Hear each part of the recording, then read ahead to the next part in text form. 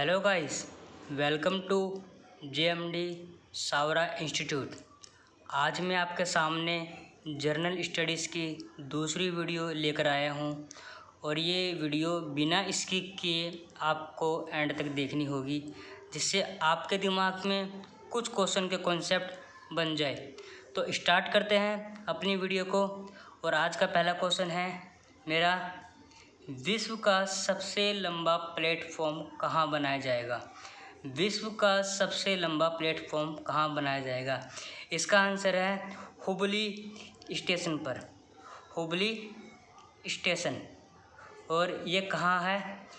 ये कर्नाटक राज्य में है।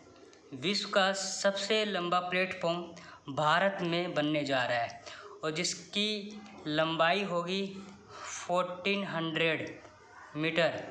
इससे पहले भी विश्व का सबसे लंबा रेलवे स्टेशन गोरखपुर में था, जिसकी लंबाई थी 1366 मीटर। ये भी भारत में ही था और ये भारत के लिए बहुत बड़ी गर्व की बात है कि विश्व का सबसे लंबा रेलवे प्लेटफॉर्म बनने जा रहा है। इस क्वेश्चन से आपको इतनी जानकारी मिलती है। और हमारा दूसरा क्वेश्चन है, नीति आयोग की स्थापना कौन से सन में हुई थी या कब की गई थी?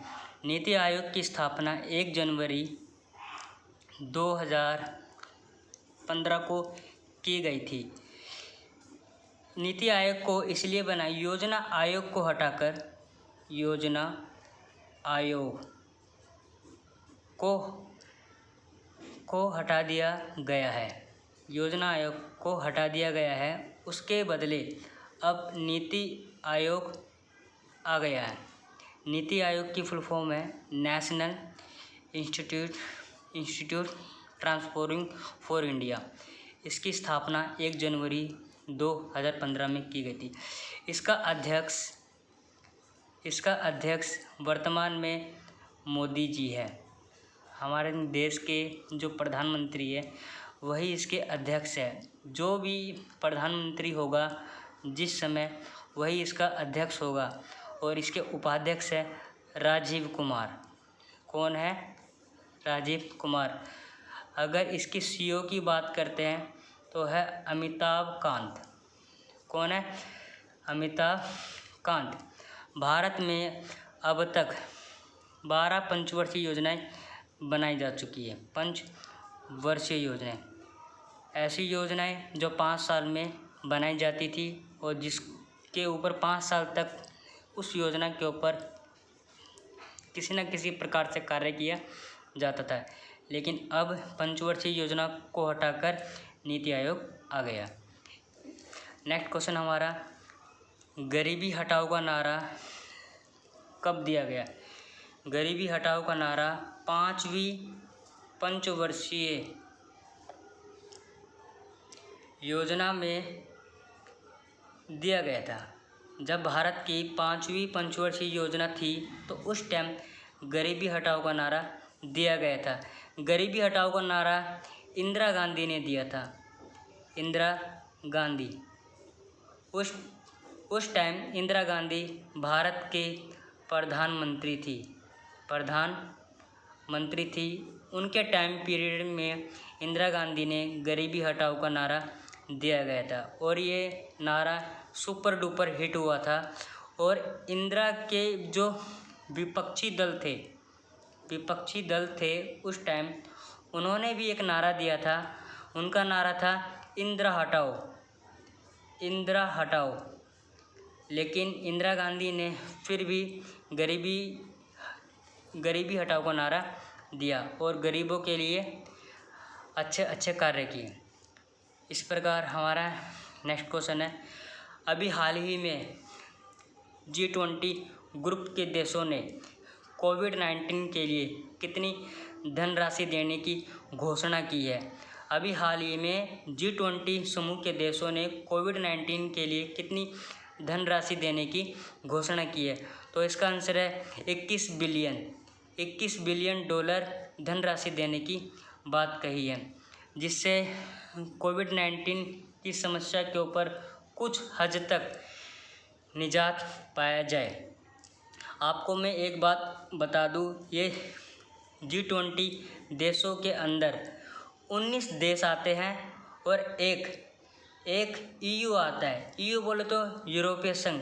ये 20 देशों का समूह नहीं, 19 देश है और एक यूरोपीय संघ है।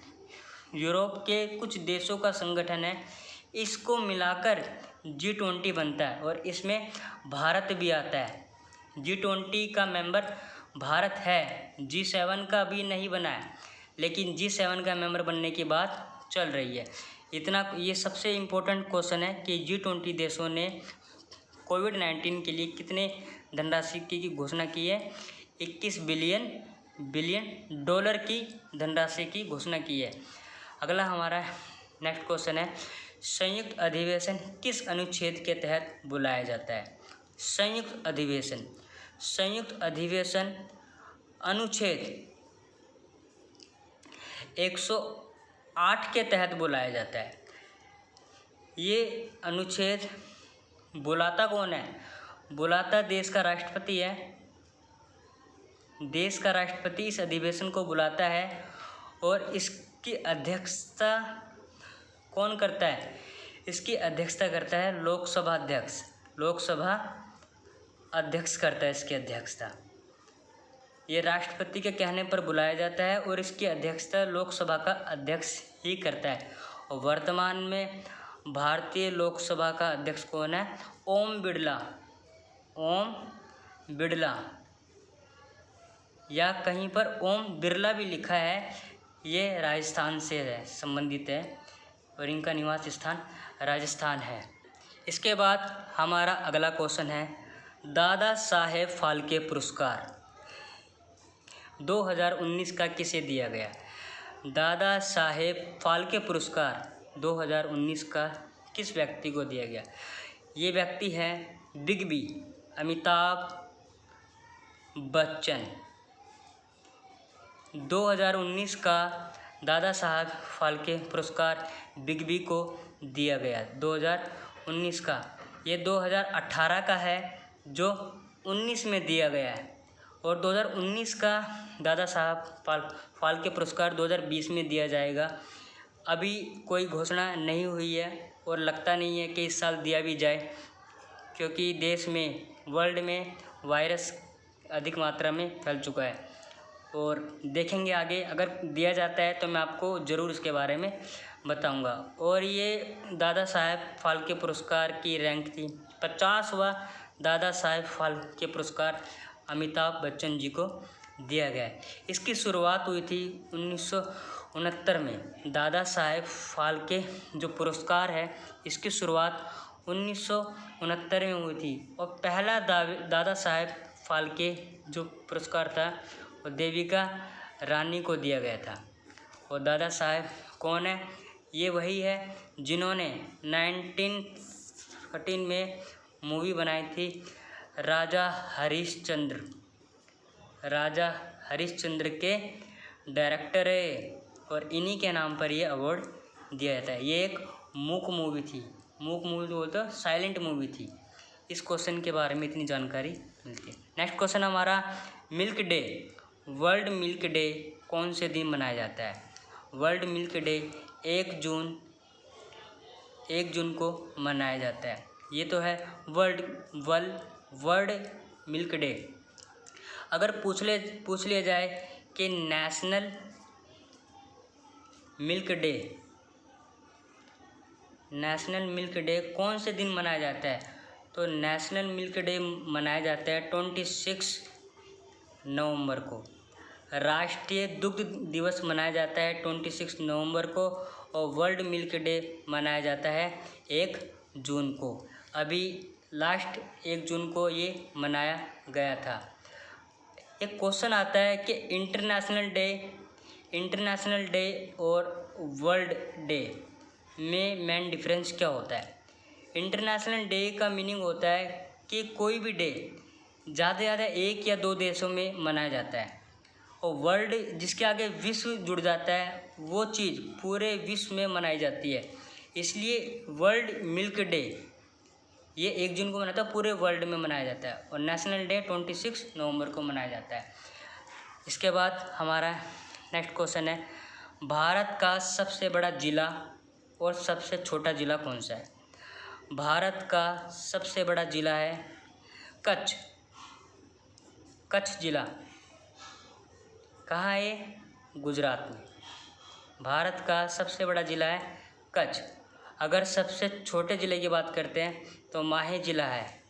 माहे या माही ज़िला है, ये केरला में।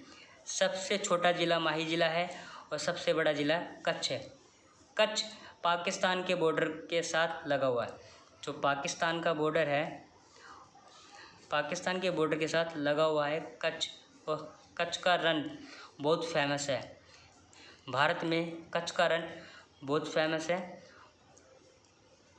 और माही ज़िला सबसे स्मॉल ज़िला है। इसके बाद में नेक्स्ट क्वेश्चन है हमारा कि 2019 का राजीव गांधी खेल रत्न पुरस्कार किसको दिया गया था? 2019 का राजीव गांधी खेल रत्न पुरस्कार किसको दिया गया था? ये पुरस्कार 2 व्यक्तियों को दिया गया था। फर्स्ट है बजरंग पूनिया। कौन है? बजरंग पूनिया। ये एक कुश्ती के है, ये कुश्ती से संबंधित रखते हैं। और दूसरा है दीपा मलिक। दीपा मलिक, और ये पैरा एथलीट है। ये पैरा एथलीट है और ये कुश्ती से संबंधित है। और ये सबसे बड़ी बात है, ये दोनों के दोनों हरियाणा राज्य से संबंधित रखते हैं। 2019 का राजीव गांधी पुरस्कार इन दोनों व्यक्तियों को दिया गया था। और 2020 का भी दिया जाना है। अभी नॉमिनेटेड हुए हैं रोहित शर्मा, शायद इनको दिया जाए। रोहित शर्मा 2020 के लिए नॉमिनेटेड हुए हैं राजीव गांधी खेल रत्न जो पुरस्कार है। भारत का सबसे बड़ा खेल क्षेत्र में दिया जाने वाला पुरस्कार भारत रत्न है। इसकी शुरुआत 1991 में हुई। भारत के पूर्व प्रधानमंत्री राजीव गांधी के नाम पर ये दिया जाता है। इसमें 7.5 लाख रुपए दिए जाते हैं। 7.5 लाख रुपए की राशि दी जाती है। और आज हमारा लास्ट क्वेश्चन है इस वीडियो का, मानव शरीर का सबसे बड़ा अंग कौन सा है? इस क्वेश्चन को ढंग से सुनना। मानव शरीर का सबसे बड़ा अंग कौन सा है? और वो है, इसका आंसर है स्किन। मानव शरीर का सबसे बड़ा अंग है स्किन, जिसको त्वचा भी कहा जाता है।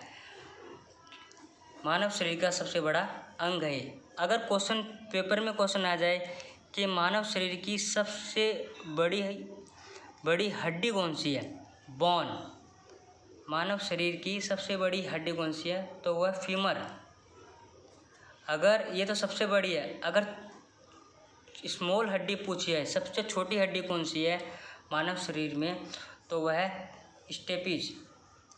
ये हड्डी कान में पाई जाती है और इस हड्डी की लंबाई एक चावल के दाने के बराबर है।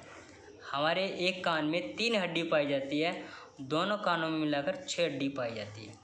और ये मानव शरीर की सबसे बड़ी हड्डी है।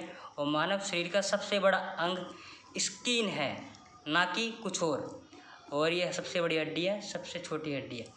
आज के लिए इतना ही। आपको ये वीडियो कैसी लगी? इसे लाइक एंड शेयर